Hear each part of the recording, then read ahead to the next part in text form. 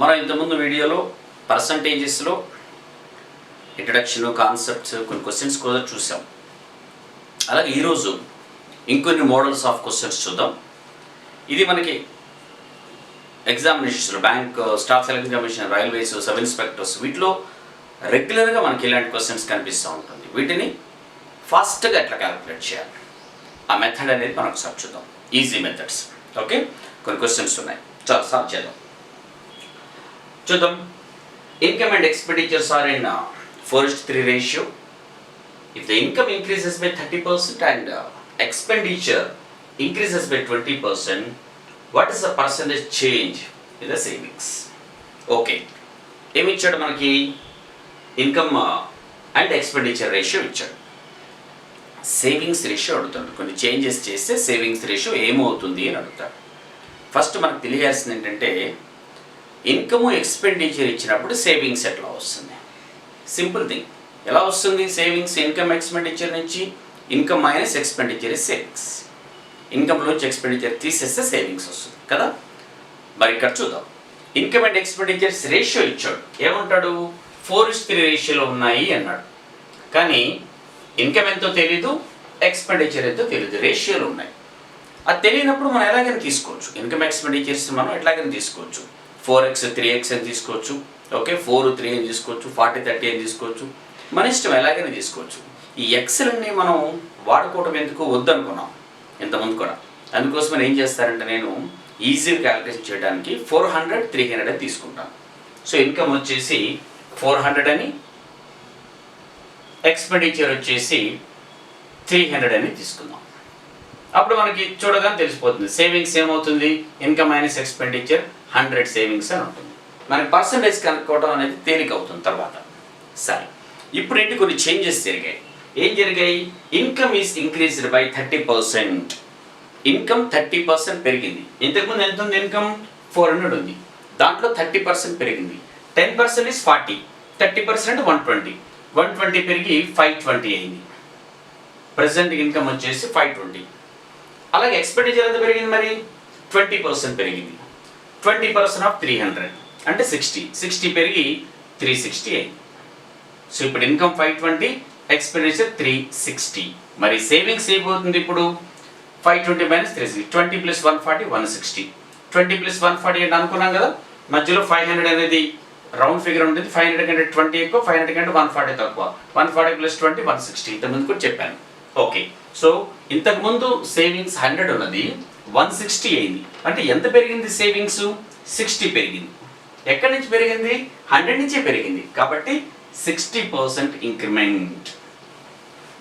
So income 30% పెంచి expenditure 20% పెంచితే savings 60% పెరుగుతుంది. ఇది మన ఆన్సర్. చాలా తేలిగ్గా ఉంటుంది, ఈజీగా అనుకోవచ్చు. Yes, so this is 60%. ఇలా చేసుకోవాలి మనం. ఎక్సెల్ అది ఇది అనుకోవడం వల్ల చాలా ఇబ్బంది పడతారు. అలా ఇప్పుడు వీలైనంత వరకు లేకుండానే చూద్దాం. సరే, తర్వాత క్వశ్చన్ చూడండి. The price of an item first increased by 30% and then decreased by 25%. Find the overall increment or decrement percent in the of the item. Okay, ఇక్కడ 2 పర్సంటేజెస్, 2 ఇంక్రిమెంట్లో 2 డిక్రిమెంట్లో సక్సెసివ్ ఇంక్రిమెంట్, సక్సెసివ్ పర్సంటేజెస్ వరుసగా, అది ఏదైనా కావచ్చు. ఒక increment, ఆ తర్వాత ఇంక్రిమెంటు, లేకపోతే ఇంక్రీజ్ చేసి డిక్రీజ్ చేసి 2 డిక్రీజ్ చేసి, ఇలాంటి 2 వరుసగా జరిగితే ఓవరాల్గా రిజల్ట్ ఏమవుతుంది? ఇది సరే. ముందు ఒక కన్వెన్షనల్ అప్రోచ్లో చూస్తే ఏమంటాడు? ఫస్ట్ ఐటమ్ 30% పెరిగింది, ఆ తర్వాత 25% తగ్గింది. ఫైనల్గా ఏమవుతుంది? ఇంక్రిమెంట్ అవుతుందా, డిక్రిమెంట్ అవుతుందా? సరే, మనకు ఐటమ్ ఏంటో తెలియదు, ప్రైస్ ఆఫ్ ద ఐటమ్ ఏంటో తెలియదు. I take it as 100 rupees అనుకుందాం. అనుకుంటే ఫస్ట్ ఏమైంది? అది ఇంక్రీజ్డ్ బై 30%. 30% పెరిగింది అంటే అఫ్కోర్స్ 30 పెరిగి 130 అయింది. ఆ తర్వాత ఏం జరిగింది? రెండోసారి 25% తగ్గింది. 25% ఆఫ్ 130. 25% ఆఫ్ అంటే 1/4. హాఫ్ వచ్చేసి 65. 65లో హాఫ్ వచ్చేసి 32.5. 32.5 తగ్గింది. ఓకే, మైనస్ ఇక్కడేమో 30% పెరిగింది. 32.5 తగ్గిందంటే ఏమవుతుంది ఇది? దిస్ ఈస్ 97.5 అవుతుంది. ప్రెసెంట్గా 97.5. ఒరిజినల్గా ఇట్ వాజ్ 100. నౌ 97.5 అంటే ఎంత తగ్గింది? 2.5 తగ్గింది. ఎక్కడి నుంచి? అఫ్ కోర్స్ 100 నుంచి. అంటే 2.5% డిక్రిమెంట్ అని మన ఆన్సర్ తెలుస్తుంది. ఇది రెగ్యులర్ కన్వెన్షనల్ అప్రోచ్. ఓకే, అయితే ఇది ఇంపార్టెంట్. ఇలా రెండు పర్సంటేజెస్ వరుసగా వచ్చే పర్సంటేజ్ రెండు ఉన్నప్పుడు ఒక ఇంపార్టెంట్ ఫార్ములా ఒకటి వాడతాం. జనరల్ ఫార్ములా వద్దనుకుంటాం, కానీ ఇది మీరు గుర్తుపెట్టుకోవాల్సినటువంటి ఫార్ములా. ఏంటి ఆ ఫార్ములా అంటే x plus y plus x y by 100. ఇది చాలా ఇంపార్టెంట్ ఫార్ములా. చాలా సందర్భాల్లో వాడతాం మనం, చాలా సందర్భాల్లో వాడతాం. ఇది గుర్తుపెట్టుకోండి.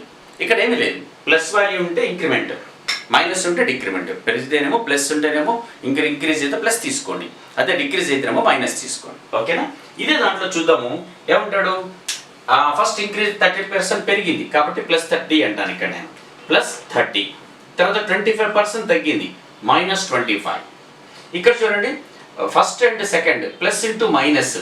ఇక్కడ ఓవరాల్ చూడండి, ఎక్స్ వై అనేది రెండు వాల్యూస్ కదా. మొదటి వాల్యూ పెరిగిందంటే ప్లస్, రెండో వాల్యూ తగ్గిందంటే మైనస్. ఇక్కడ ప్లస్ ఇంటూ మైనస్ ఓవరాల్గా 30 × 25/100. అప్పుడు ఏమవుతుంది? 25 4 times 4 7.5 times. -25 -7.5 -32.5 ప్లస్ 30 ఫైనల్గా -2.5. అంటే 2.5% అనేది తగ్గుతుంది ఓవరాల్గా. ఇది చాలా ఇంపార్టెంట్.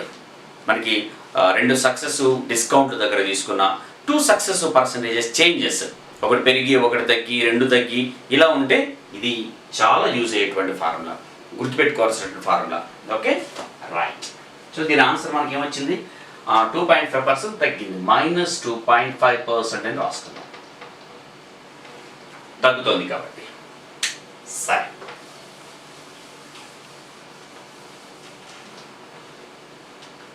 నెక్స్ట్ క్వశ్చన్ చూడండి. ఇది కూడా బాగుంటుంది.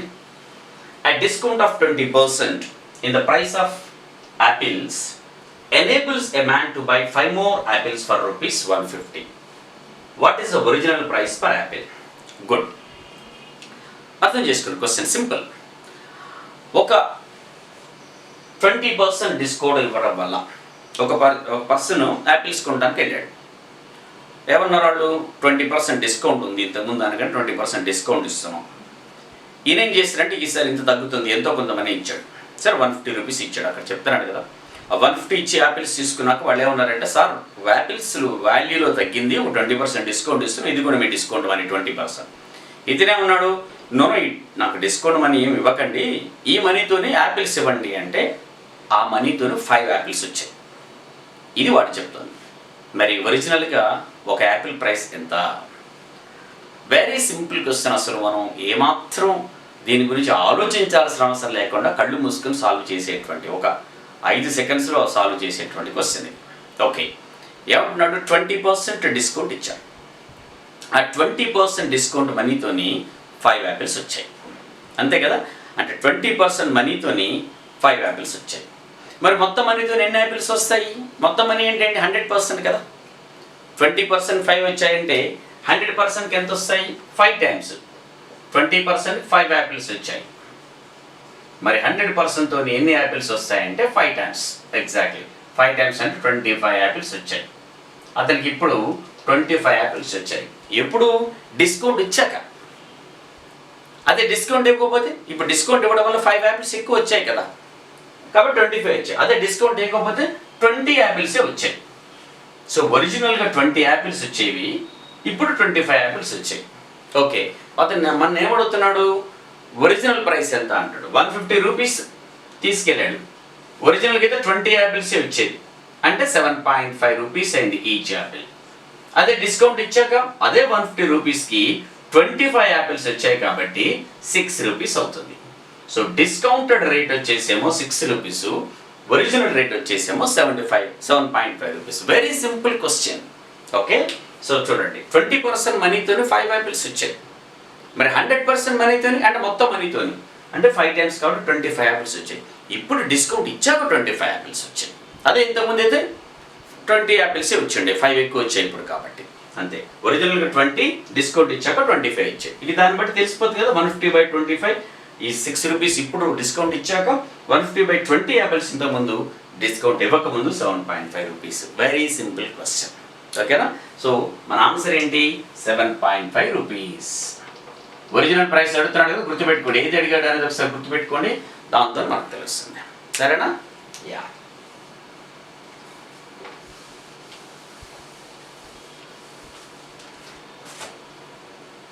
నెక్స్ట్ క్వశ్చన్ చూద్దాం. బాగుంటుంది, కన్ఫ్యూజింగ్ అనిపిస్తుంది, బట్ ఏం లేదు.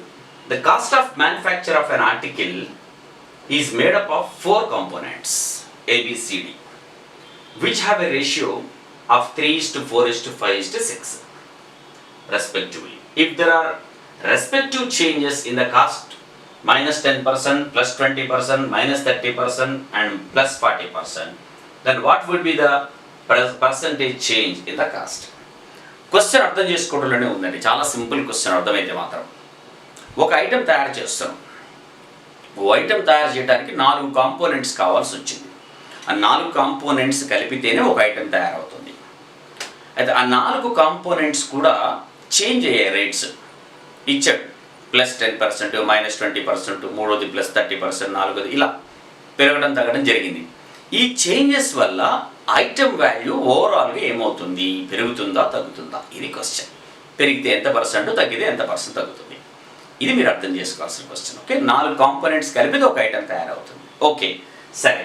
మనకి ఐటమ్స్ రేట్ ఇచ్చాడు. ఎలా ఇచ్చాడు? కాస్ట్ మళ్ళా రేషియోలోనే ఇచ్చాడు. 3:4:5:6 అని ఇచ్చాడు. మనం అనుకున్నాం కదా, 3:4:5:6 రేషియోలో ఇస్తే అలాగే తీసుకుంటే ఇబ్బంది పడతాం, లేదంటే డెసిమల్ వాల్యూస్ వస్తాయి. లేదు, వీటిని x అని తీసుకున్నాం, 3x, 4x, 5x, 6x, మనకి మళ్ళీ డెసిమల్ వాల్యూస్ వస్తాయి. అలా వద్దు. మనకి ఏం చేద్దాం? వీటి వాల్యూస్ 300, 400, 500, 600 అని చెప్పి తీసుకుందాం. సో ఇది 300, ఇది 400, ఇది 500 అండ్ నెక్స్ట్ వన్ 600 ఇలా తీసుకున్నాం. ఓకే, ఇప్పుడు ఏంటి? ఇవి ఎలా చేంజ్ అవుతున్నాయి? అవి 4 రేషియోలు 10 +10 -10 +20 -30 +40 ఇలా. ఓకే, ఇది ఫస్ట్ ఐటమ్ వచ్చేసి -10%. 10% తగ్గింది. -10%. 10% తగ్గితే ఏమవుతుంది? 30 తగ్గుతుంది. సో ఏమవుతుంది? This is 270. నెక్స్ట్ వచ్చేసి +20%. 20% పెరుగుతుంది. 80 పెరుగుతుంది. 20%. 80 పెరిగినప్పుడు ఇది 480 అవుతుంది. ఓకే, తర్వాత 30% తగ్గుతుంది. 30% అంటే ఏమవుతుంది? 150. 150 తగ్గుతుంది. 350 అవుతుంది. తర్వాత వచ్చేసి 40% పెరుగుతుంది. 40% అంటే 240. 240 పెరిగినప్పుడు ఏమవుతుంది? ఇది మనకి 840 అవుతుంది. ఆర్ డైరెక్ట్ కూడా తీసుకోవచ్చు. మనం డైరెక్ట్గా ఎలా తీసుకోవచ్చు అంటే ఈజీ క్యాలిక్యులేషన్ కోసం మనం మీరు మళ్ళీ ఇది యాడ్ చేసి ఎంత అవుతుంది అనేది కాకుండా డైరెక్ట్ చేంజెస్ తీసుకోవచ్చు. 10%కి 30 తగ్గింది కదా, 30 తగ్గింది, -30. తర్వాత వచ్చేసి 80 పెరిగింది, +80. తర్వాత ఇక్కడ -150. తర్వాత వచ్చేసి +240. ఇలా తీసుకుంటే డైరెక్ట్ చేంజ్ అనేది మీకు తెలుస్తుంది. ఎంత అయింది అని తెలవడానికి ఇది పనికి వస్తుంది. మనకి ఇప్పుడు చేంజ్ చాలు, ఇది సరిపోతుంది. ఇది కూడా అవసరం లేదు ఎంత అనేది. రైట్, మీకు చెప్పడానికి చెప్తాను. సో ఇక్కడ ఏమవుతుంది? +50 -100 +240 అంటే +140. ఓవరాల్గా +140. చేంజ్ ఎంత వచ్చిందంటే 140. 140 పెరిగింది. ఇంతకు మొత్తం ఎంత? ఇది మొత్తం కలిపితే 1800 అయింది. 1800 మీద 140 పెరిగింది. ఇంక్రీజ్ అయింది కాస్ట్. ఓకే, కాస్ట్ ఇంక్రీజ్ అయింది. ఎంత ఇంక్రీజ్ అయింది? 140. మరి ఎంత % అది? 140 ఆన్ 1800 కదా, ఇంటూ 100. 2 zeros 2 zeros. 140/18 అంటే నేను చెప్పాను కదా, ఈజీ క్యాలిక్యులేషన్. దాన్ని హాఫ్ చేయండి, 70/9 అవుతుంది. 9 6 times. Okay, 9 7 times 63. 7/9%. 7/9% ఇంక్రిమెంట్ అవుతుంది. సో ఓవరాల్గా what would be the percentage change in the cost అంటే కాస్ట్ పెరిగింది. ఎంత?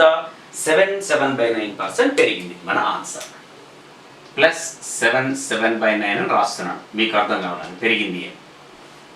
ఓకే, ఇది క్వశ్చన్ మనకి కొంచెం డిఫికల్ట్, అర్థం చేసుకోవడంలోనే కాస్త ఇబ్బంది పడతారు. బట్ ఒకసారి అర్థం చేసుకుంటే మాత్రం సాల్వ్ చేయడం చాలా తేలిక. Right,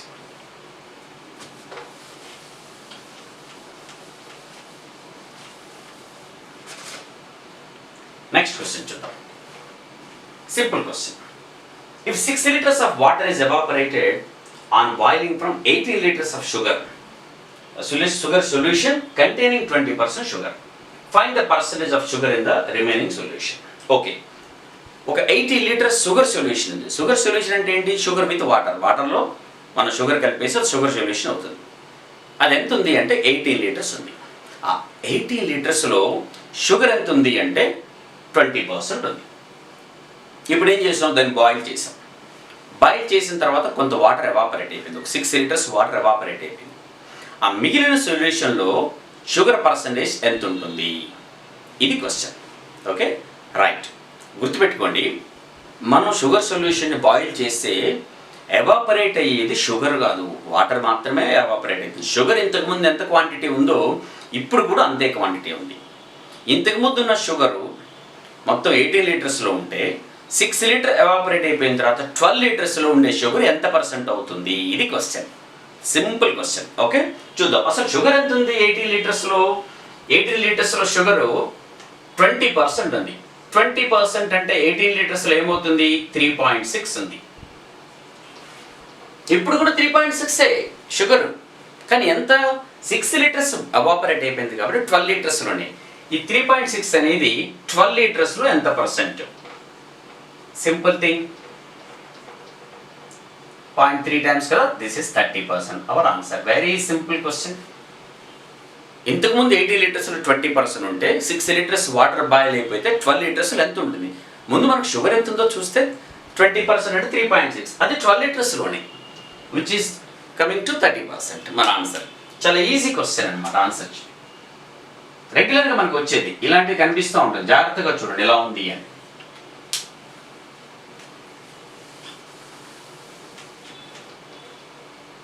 next another model of question. This also comes regularly in the examination. చాలా రెగ్యులర్గా కనిపిస్తూ ఉంటుంది మనకి ఎగ్జామినేషన్స్లో.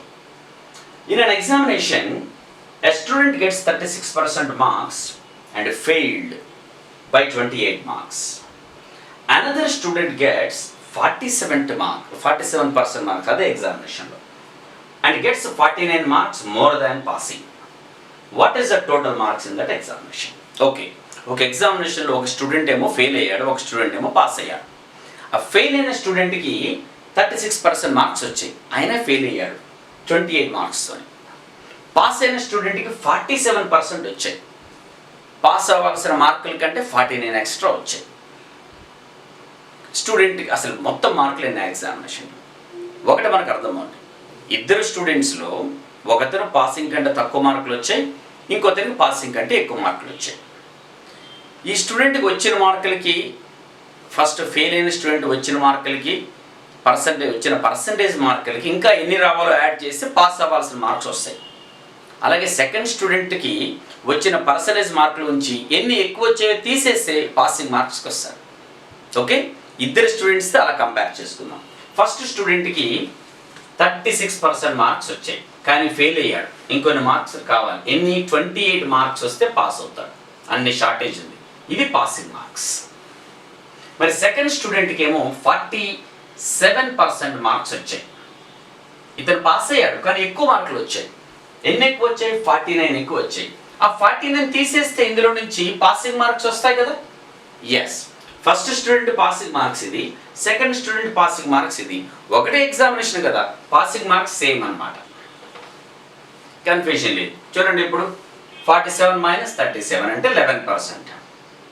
28 + 49 ఏమవుతుంది? 77.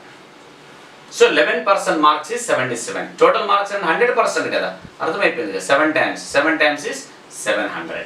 So passing marks are 700 is our answer. Simple way to solve the question. Okay, question అర్థమైపోతే మనకి తెలిసిపోతుంది. సో 700 మార్క్స్ అనేది మొత్తం టోటల్ మార్క్స్ అనేది. ఇలా వేరియస్ మోడల్స్ ఆఫ్ క్వశ్చన్స్ మనం ఒకసారి కాన్సెప్ట్ అర్థం చేసుకుని ఎలా చేద్దాము. 100 x అని అలానే ఎప్పుడు తీసుకోవద్దు, ఇదే విధంగా తీసుకుని 100గా తీసుకుంటే ఈజీ అవుతుంది. Right? Fine friends. Thank you.